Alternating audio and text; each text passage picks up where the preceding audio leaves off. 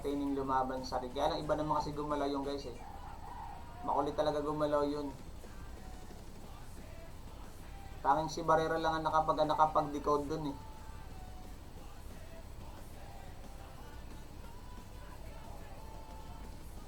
Ayun, bagsak na naman. Grabe lakas. Puro body shots.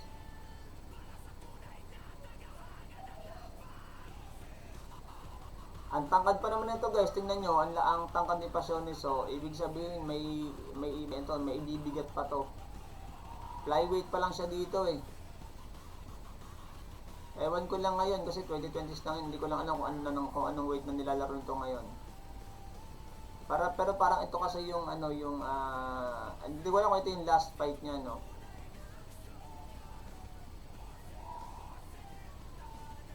Tinagurian din tong guys, sniper kasi magaling nga tong humanap ng shots.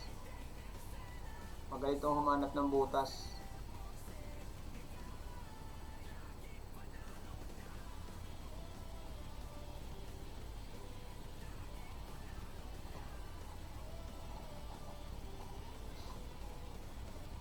Ay, naku, laglag na naman ng putik. Sa lubong. Grabe yung salubong na kaliwa na yun, ano? Step back, sabay sa lubong ng kaliwa.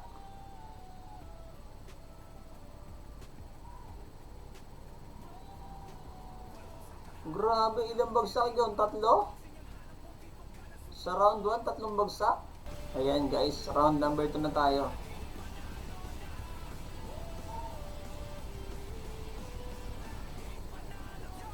Alright, round number 2.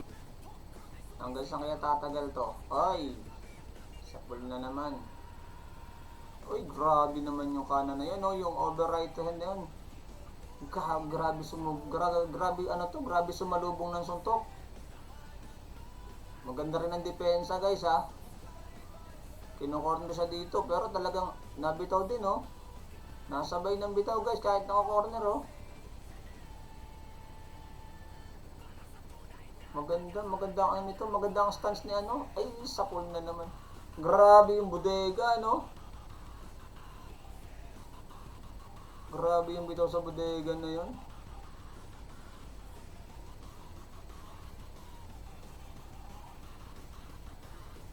Bagong idol natin to guys, si AJ Pasiones. Ito ang bago nating aabangan sa mga young Filipino fighters natin ngayon guys. Wala na